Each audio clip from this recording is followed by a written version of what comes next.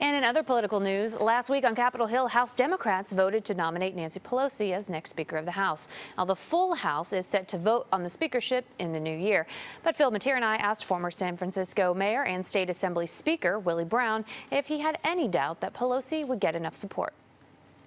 Not in my mind. I think that the minute it became clear that the Democrats would get 23 plus, Nancy was pretty assured.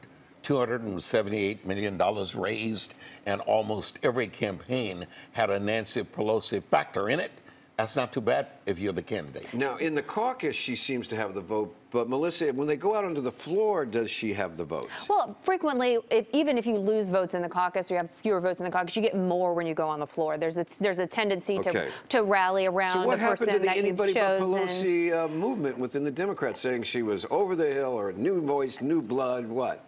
Well, you were hearing voices that didn't have the numbers yet. You don't even tell the leader you're about to replace him unless you already have the numbers. Now, you were the leader, of course, for many, many years in the State Assembly. What kind of deals is Nancy Pelosi making behind the scenes to make sure she can get enough I don't support? know what deals Nancy Pelosi makes, but I know what deals I and almost every other leader constantly makes, and that's to reassure the nature of my leadership and full participation by everybody else in the process. You know what she does is, when Melissa walks in and you're just elected, let's say from San Francisco, on the idea that we're going to get new leadership, you walk in that door and Nancy Pelosi goes, Melissa, it's a wonderful place you have in Mid-Market. And you know, the district there, they have homeless problems, they have transportation needs, you know, and there's this bill right here to help Muni.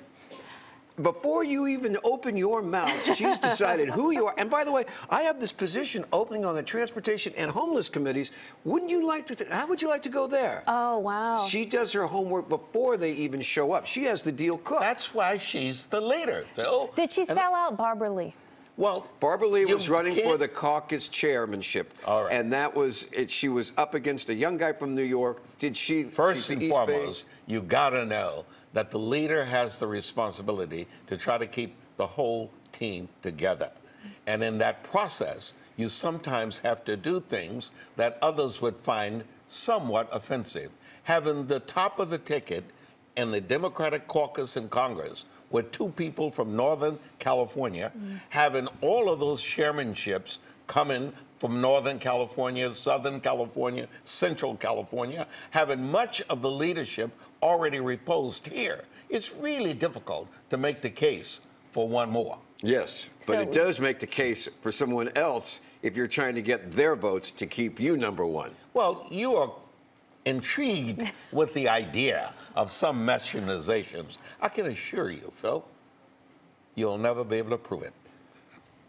You know, one of the things that I found so curious about this whole conversation about new leadership was she helped them win. So the timing seemed to be really curious. Well, yeah, and it struck some people as odd because Chuck Schumer, whose party lost seats in the Senate, was reelected very quickly by Democrats in the Senate. But this person who's very successful has faced this leadership challenge. And I do want to point out, actually, with regard to Barbara Lee, that Nancy Pelosi did create a position for Barbara Lee to help oversee some committee assignments. So even though Hakeem Jeffries is now the new party leader in the House, Barbara Lee will have a position, so not totally a bad day for Congresswoman Lee. More twists and turns this past week regarding Robert Mueller's team investigation of Russian interference in the 2016 U.S. elections. Now, Phil Matier and I asked former San Francisco Mayor and State Assembly Speaker Willie Brown what's going through Mueller's head as so many witnesses have trouble with the truth. I am certain that he is saying, why did I ever take this job? I had a very pleasant life. I was in a good law firm, and I was dealing with people who actually had the capacity to tell the truth on things that matter and things that don't matter. None of the people he's dealing with are worth talking to any day of the week, and I'm sure he's of that conclusion. Well, I think the bigger question, though, is based on what we sort of think we know now, that we've got this issue of the president maybe having dealings with, in Russia, real estate dealings while he was still running for president, and that he maybe lied about. If that's true, the question is, does it matter? Will he be impeached? Will voters Well, even it's not care? illegal to do business while you're running for office. It's only illegal to do it after you're elected to office. And it's illegal to lie about it, though. Well, but be very clear. Politicians oftentimes have a different view of the truth than other people. Oh, I'm shocked. I'm surprised. I'm surprised.